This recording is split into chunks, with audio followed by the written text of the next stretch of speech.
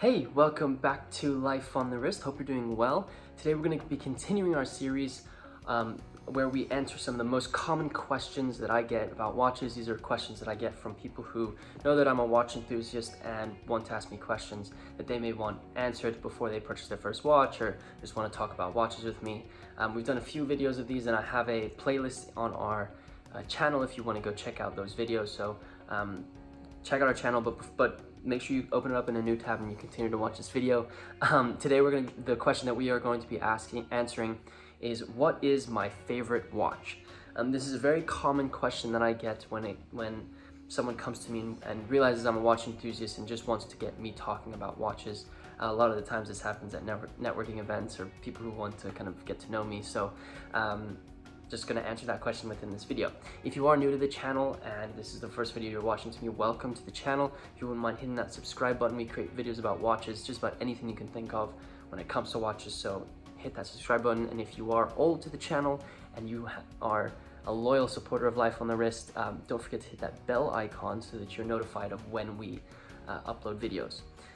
So like I said, this is a very common question when it comes to when people want to try and get to know me. What is my favorite watch?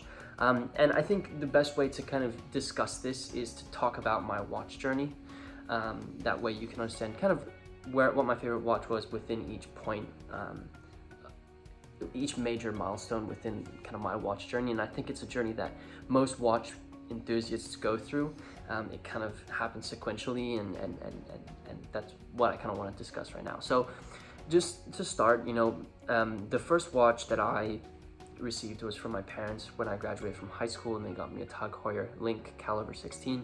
And obviously at the time that was my favorite watch because it resembled, one, a really great gift from my family, from my parents, but it also resembled, kind of my start into the watch world. And if I'm completely honest, it will remain in my collection and be probably my favorite watch of all time, just because of the sentimental value that it holds. And I think that happens with everyone. Everyone loves the first watch that they received, especially if it was a gift from their parents. So that was the first kind of watch that kind of got me into the hobby. And obviously once I got this watch, I started researching about this specific watch and researching more about Tag Heuer, and then kind of exploring all kinds of brands. And what most of the time happens is you kind of bounce around brands and then you kind of settle on Rolex, and Rolex becomes your favorite watch company of all time, simply because of one, the how much it's renowned and well known around the world. Two, I mean, they create absolutely fabulous and durable watches that have really great craftsmanship kind of within them, and the designs are unanimously known as being some of the most iconic and most loved designs of all time. And Rolex is obviously the most faked watch ever, so people really want to get Rolex. So you kind of move into Rolex, and then you start trying to kind of exploring Rolexes. My dad has Rolex, so I kind of looked at his and moved around a little bit. So a lot of the times that's kind of where a lot of people settle. They settle on Rolex, and most of the time they settle on something like a Rolex Submariner as being one of their favorite watches because of, it resembles a lot to them. It might be a milestone in their life that they purchased it with. So that is often where people land, and it's kind of where my exploration kind of went to, and I kind of looked at Rolexes. Funny enough, I didn't really settle on one Rolex as being my my favorite watch during that time. So that kind of almost like was a milestone that I sort of passed. Following that, obviously, I kind of got into vintage watches, and this was hugely influenced by Hodinkee. Hodinkee is, not arguably, I think everyone kind of knows it. It's definitely the company that got people really excited about watches and really into vintage watches, and talking watches was a huge series that had an influence on me, and I kind of got into vintage watches and I started researching it, and that's where I decided, landed on this memo sale, which was my first vintage watch purchase ever.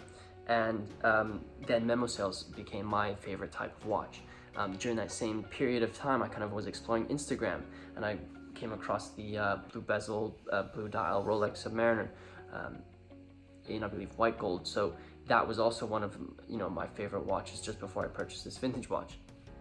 So kind of got into vintage watches, loved the memo sale, started exploring a little bit more classic pieces from companies like Longines, Omega, Universal Genève with their chronographs. Really got into vintage chronographs. So that's kind of where my favorite watch kind of ended up. And within, you know, kind of going in through vintage watches, you kind of get that vintage inspiration, and you start researching into Holy Trinity watches, so Vacheron, Constantin, Patek Philippe, and Audemars Piguet. So you start, you know, kind of researching them, and because it's such a classic style, you kind of transition really nicely from that vintage feel into the Holy Trinity brands, and you kind of settle with there. That's the next camp that you kind of fall into, and that becomes your favorite, you know, company to research, to know about, to collect, blah blah blah. So you know, you get into Holy Trinity watches, you start trying to find watches that you can afford, being that Holy Trinity watches can go up for, you know, they can sell for up to, you know, 200,000, 300,000, depending on what you decide to land on. So Holy Trinity watches became my favorite, and I kind of settled on Vacheron, Constantin, one, because I loved their designs, they're very, very classic. I also really loved the history behind the brand, being one of the oldest watch companies in existence. So really loved Vacheron, Constantin. You know, then it kind of hit a lull, and I started kind of exploring more, and I ended up researching independent watch companies. This was kind of influenced from Hodinkee, kind of influenced from Instagram, but kind of a culmination of all of the kind of research I've done on companies, and you kind of get into independent watch companies. And specifically where I landed was with a company, as you guys probably would have guessed it, with a company called Maximilian Büser and Friends, or mb&f. They're an independent watch company in Switzerland, and they create horological machines. Max Büser is obviously the founder. He worked at various watch companies, Harry Winston, Hugo Le Coultre, and after that, he's got kind of a story of his own, which is very, very unique. You know, after that, he decided to start his own company, and that's where mb&f kind of stemmed from. And I liked mb&f, one, because the machines are extremely, extremely cool looking. I'll put up some pictures so you can take a look at them. They are extremely unique. You won't find watches that look like these, which I really like. You know, you kind of get your own collecting taste when you go through this journey, and I think I like the fact that it was unique. You weren't going to see it on someone else's wrist very, very often.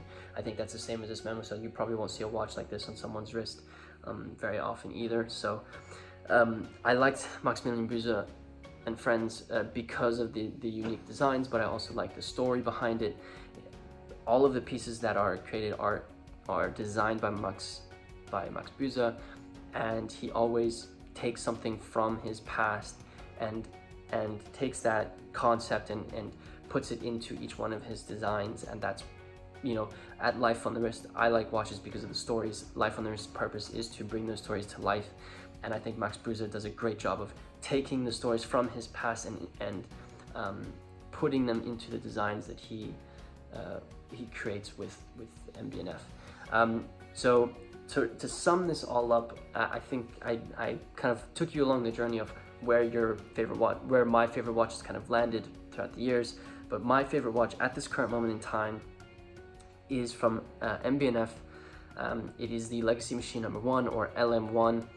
This is part of their Legacy Machine line. mb&f has two different lines of watches. They have their Legacy Machines, and then they have their horological machines. The Legacy Machines are supposed to be what, if you took watchmaking from, you know, 300 years ago and brought it forward to this time, what would they be creating? And that's what the Legacy Machine is. Horological Machine is a little bit more out there, a little bit more crazy designs. But so my favorite watch is the LM1.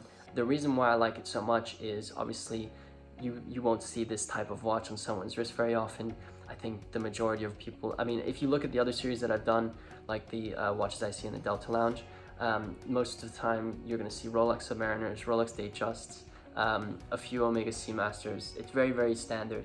So you're not gonna, if I have an mb&f on my wrist, you're not gonna see someone else with that. So I like the fact that it's unique. I think the dial is absolutely beautiful with the two porcelain dials and the flying balance wheel. It brings the watch culture to life right on that dial. So I really love the dial, but it also goes to watchmaking.